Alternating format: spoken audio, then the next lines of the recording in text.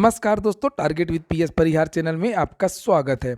आइए शुरू करते हैं और देख लेते हैं कि आज के समाचार पत्रों में विद्यार्थी जीवन से संबंधित कौन कौन सी सूचना है। तो वीडियो को जल्दी से लाइक कर दें, शेयर कर दें। जिन छात्रों ने चैनल को सब्सक्राइब ना किया हो तो जल्दी से सब्सक्राइब कर लें ताकि आप लोगों को भी इसी प्रकार की ऑथेंटिक अपडेट सबसे पहले मिले। आगे बढ़ने से पहले एक सूचना उन विद्यार्थियों के लिए है जो विद्यार्थी केंद्रीय विद्यालय संगठन की भर्ती, प्राथमिक शिक्षक भर्ती की तैयारी करना है। ये सभी अभ्यर्थी चक्षु प्रकाशन की बेस्ट बुक को ले सकते हैं, चूंकि केवीएस ने अपना एग्जाम डेट भी घोषित कर दिया है और कल इसके बारे में नोटिस भी जारी हुई थी, जिसमें यह बताया गया था कि 21 से लेकर के 28 फरवरी के बीच में पीआरटी की परीक्षा। आपके पास लगभग 1 महीने का समय है और कम समय में अगर आप लोग अपनी तैयारी पूरी करनी चाहते हैं तो आप लोग इस पुस्तक को ले सकते हैं। ये संपूर्ण स्टडी गाइड है जिसमें 2000 से ज्यादा संभावित और बहुविकल्पी प्रश्न दिए हुए हैं। सभी कापी किताबों की दुकानों में चक्षु प्रकाशन की आपको ये पुस्तक मिल जाएगी और अगर आप लोग ऑनलाइन मंगवाना चाहते हैं तो उसकी लिंक मैंने डिस्क्रिप्शन बॉक्स में दे दी है, वहां पर जाकर के आप लोग ऑनलाइन भी इस पुस्तक को मंगवा सकते हैं। इस पुस्तक में ऑब्जेक्टिव क्वेश्चंस के साथ साथ में यहाँ पर देख सकते हैं आप लोग पूरा का पूरा स्टडी मटेरियल डिस्क्रिप्टिव भी दिया। चलिए शुरू करते हैं आज की सूचनाओं को। सबसे पहले बात कर लेते हैं महानिदेशक स्कूल शिक्षा से मिलकर के पोर्टल खोलने की मांग। इसके बारे में मैंने कल आपको जानकारी दी थी।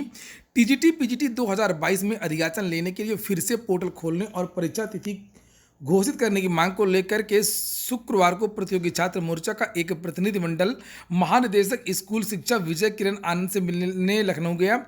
लखनऊ मुलाकात हुई और विजय किरण आनंद ने प्रतिनिधिमंडल से बात करने के बाद कहा कि आपकी मांगों पर विचार किया जाएगा, लेकिन इस संबंध में विभागीय मंत्री एसीएस दीपक कुमार, सचिव माध्यमिक शिक्षा सेवा चयन बोर्ड तथा अन्य अधिकारियों के साथ में विचार विमर्श करने के बाद में ही कोई निर्णय लिया जाएगा। लिखा है दूसरी ओर पूर्व मंत्री सिद्धार्थ नाथ सिंह ने शुक्रवार को एक बार फिर से महानिदेशक स्कूल शिक्षा को फोन करके प्रतिनिधिमंडल के प्रस्ताव पर विचार करने का निर्देश दिया। और बात सही भी है कि पदों की संख्या टीजीटी पीजीटी 2022 में आवेदनों के सापेक्ष काफी कम है, जहां पर लगभग 13 लाख से ज्यादा छात्रों के आवेदन हुए हैं। वहीं पर जो टोटल टीजीटी और पीजीटी की पदों की संख्या लगभग 4100 हुई। वहीं पर जानकारी ये भी निकल करके आ रही है कि हो सकता है कि टीजीटी और पीजीटी की जो परीक्षा है वो इसी बोर्ड से हो, लेकिन जो वर्तमान चेयरमैन है इनके जाने के बाद, हालांकि इस संबंध में एक कैबिनेट बैठक होनी है और कैबिनेट पर निर्णय लिया जाना कि जो पुरानी भर्तियां हैं उनको कहां से होना चाहिए। अगली सूचना है रिक्त पदों को भरने का अभियान चला रही है सरकार।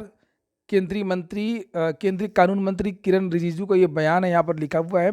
चूंकि कल प्रधानमंत्री ने लगभग 71,000 छात्रों को नियुक्ति पत्र प्रदान किया। नीचे लिखा केंद्रीय कानून और न्याय मंत्री किरण रिजिजू ने कहा है कि देश में सरकारी और गैर सरकारी क्षेत्रों में रोजगार के अवसर उपलब्ध कराने के लिए अभियान चल रहा है। रोजगार देने का इतना बड़ा अभियान इतिहास में कभी नहीं चलाया गया। कई सालों से लंबित नियुक्तियों को पूरा किया जा रहा है। कल जो रोजगार मेला था उसमें जो नियुक्ति पत्र दिए गए वे रेलवे, सुरक्षा बल, राजस्व, अलीगढ़ मुस्लिम विश्वविद्यालय, डाक व अन्य विभागों में कर्मचारियों और अधिकारियों के पदों पर नियुक्त हुए हैं। सबसे ज्यादा 50 विद्यार्थियों को अलीगढ़ मुस्लिम विश्वविद्यालय में रोजगार का अवसर मिला। वहीं पर इसी संबंध में प्रधानमंत्री का बयान भी यहाँ पर छपा हुआ है और लिखा हुआ है कि भर्ती प्रक्रिया को पारदर्शी व समयबद्ध तरीके से बनाया। मोदी समयबद्ध बनाया, ये समयबद्ध 5 साल से अभी तक रेलवे की भर्ती पूरी नहीं हो पाई है, ये समयबद्धता है। तो कल पूरे देश में विभिन्न लोगों को, विभिन्न छात्रों को नियुक्ति पत्र दिया गया और यहाँ पर इसी प्रकार से पदों की संख्या के बारे में यहाँ पर लिखा हुआ है किन किन विभागों के जो विद्यार्थियों को नियुक्ति पत्र प्रदान किया। रोडवेज परिचालक भर्ती के लिए नया विज्ञापन जारी कर दिया गया है और आज से इसके आवेदन भी शुरू हो गए हैं। कुल 265 पदों पर भर्ती होनी है और 28 जनवरी इसकी लास्ट डेट है। इसके पहले भी आवेदन मांगे गए थे, वेबसाइट खुल नहीं रही थी, वेबसाइट क्रैश हो गई थी। ये घोटाले का आरोप लगाया था छात्रों ने और विद्यार्थियों ने मांग की थी कि फिर से ये जो लिंक है वो ओपन की जाए, तो लिंक ओपन कर दी गई है। लिखा यूपी रोडवेज के प्रयागराज रीजन द्वारा परिचालक भर्ती का नया विज्ञापन जारी कर दिया गया। कुल 265 पदों के लिए युवा शनिवार 21 जनवरी से आवेदन कर सकेंगे। आवेदन करने की अंतिम तिथि 28 जनवरी। sevayojan.up.nic.in ये वेबसाइट है, यहाँ पर जाकर के सभी विद्यार्थी आवेदन कर सकते। जेम पोर्टल के जरिए भर्ती की प्रक्रिया आगे बढ़ेगी। वहीं पर अगली जो सूचना है वो उत्तर प्रदेश लोक सेवा आयोग की है, जिन्हें आप लोग यहाँ पर देख सकते हैं। ARO 2021 का परिणाम कल घोषित कर दिया गया। उत्तर प्रदेश लोक सेवा आयोग की इस भर्ती में 350 छात्र चयनित किए गए। मुख्य परीक्षा में 3679 अभ्यर्थी शामिल हुए थे। अक्टूबर में इन विद्यार्थियों की टाइपिंग हुई थी। सबसे बड़ी बात यह रही कि इस बार जो परिणाम जारी हुआ है उसमें आरओ एआरओ की मेरिट में बहुत ज़्यादा अंतर देखने को नहीं मिला है। एआरओ की भर्ती में जहां पर पहले लगभग 177 80 85 कट ऑफ जाया करता था, जो लगभग मिनिमम कट ऑफ रहता था, या दो पद हैं वो रिक्त रह जाते थे, क्योंकि 40% और 45% जो लोक सेवा आयोग का क्राइटेरिया विभिन्न भर्तियों को लेकर के वो विद्यार्थी पास नहीं कर पाते थे, या जो विद्यार्थियों के पास जो ओ लेवल की सर्टिफिकेट थी वो नहीं थी। लेकिन इस बार ऐसा नहीं हुआ है, क्योंकि बहुत सारे विद्यार्थी हैं जिन्होंने ओ लेवल को पास कर लिया है या उसकी समकक्षता को पास कर लिया है, और समकक्षता के बारे में विद्यार्थियों को नॉलेज भी हो, और शायद यही कारण है कि इस बार जो एआरओ की जो कट ऑफ है वो काफ़ी ज़्यादा चली गई है। और यहाँ पर देखिए उसके बारे में लिखा है कि उत्तर प्रदेश लोक सेवा आयोग ने समीक्षा अधिकारी सहायक समीक्षा अधिकारी का अंतिम परिणाम जारी कर दिया, और यही सब बातें इसमें लिखी परिणाम को लेकर। और अब बहुत जल्दी आप लोगों को एक बड़ी और नई भर्ती आरओ एआरओ की देखने को मिलेगी, इसलिए जो विद्यार्थी अंतिम रूप से चयनित नहीं हो पाए हैं उनको मायूस होने की जरूरत बिल्कुल भी नहीं है। उत्तर प्रदेश लोक सेवा आयोग ने एक और नोटिस जारी की है। कल बहुत सारी नोटिस जारी हुई हैं, जैसे यहाँ पर लिखा साक्षात्कार की तारीख घोषित की गई है। विभिन्न विभागों की भर्ती हुई थी। असिस्टेंट प्रोफेसर सांख्यिकी अधिकारी के पदों के लिए साक्षात्कार की संभावित तारीख घोषित कर दी है। चिकित्सा शिक्षा में सहायक आचार्य सम्मान मेडिसिन के 3, सहायक आचार्य ब्लड बैंक के 2, प्राविधिक शिक्षा विभाग में कर्मशाला अनुदेशक मशीन शॉप के साथ 1 विभाग में सांख्यिकी अधिकारी के 2 पदों का साक्षात्कार जनवरी के लास्ट में होगा।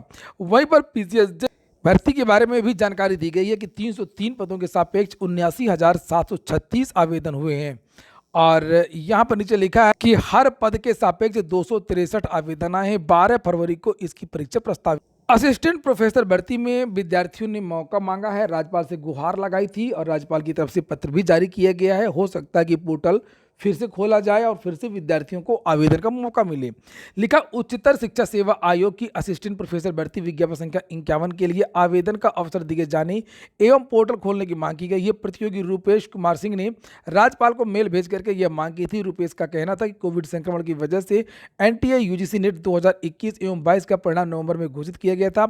इस आधार पर उन्होंने इन परीक्षाओं में सफल अभ्यर्थियों को आवेदन करने का मौका देने एवं भर्ती में शामिल होने की मांग। वैसे ये पत्र है मेरे पास जो राज्यपाल की तरफ से भेजा गया है। सचिव उत्तर प्रदेश उच्चतर शिक्षा सेवा आयोग, ये देखिए राज्यपाल, और यहाँ पर लिखा हुआ है जो विद्यार्थी ने मांग की थी पोर्टल खोले जाने हेतु विषयक। राज्यपाल महोदया ने यहाँ पर ये कहा है कि उक्त पत्र की छाया प्रति प्रसिद्ध करते मुझे आपसे कहने का निर्देश हुआ है कि प्रश्नगत प्रकरण में परीक्षणोपरांत नियमानुसार आवश्यक कार्रवाई करने का कष्ट करें।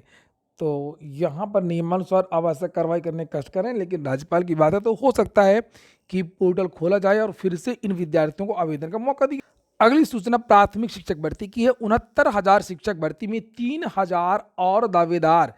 आंसर की का विवाद था, मामला कोर्ट में चला गया था। 1 नंबर विद्यार्थियों को मिलना था। 1 नंबर के चक्कर में 3,192 विद्यार्थी और आ गए हैं, और 6800 की भी सूची पड़ी हुई है। 69,000 में किसको किसको नियुक्ति दी जाएगी, लेकिन ये नियुक्ति तो देनी ही पड़ेगी क्योंकि ये मामला सुप्रीम कोर्ट का है।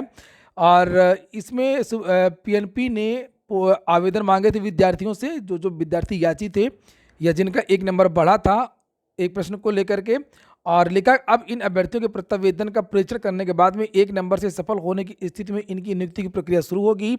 6 जनवरी 2019 को आयोजित इस भर्ती में एक प्रश्न के 4 विकल्प गलत थे, लेकिन परीक्षा नियामक के विशेषज्ञों ने एक विकल्प को सही मान लिया था, तो इस प्रश्न में जो है इनको कॉमन नंबर दिया गया। सुप्रीम कोर्ट ने सभी की अपील खारिज कर दी है, और पहली बार देखा गया इस बीच में कि विद्यार्थियों के पक्ष में कोई फैसला सुप्रीम कोर्ट की तरफ से आया है। 6800 की सूची का विवाद अभी तक बरकरार है। अभी तक ये मामला क्लियर नहीं हो पाया है। इनका मामला कोर्ट में लंबित है। अफसरों का कहना है कि 69,000 भर्ती में पद भर चुके हैं, ऐसे में इनके भविष्य को लेकर के दुविधा बनी हुई है। मैंने भी यही आपसे बताया था कि 6800 शिक्षक भर्ती पूरी तरीके से फंस चुकी है। आखिरकार ये जो पद हैं वो पूरी तरीके से भर जा रहे हैं, और कहाँ से ये पद ना आएंगे।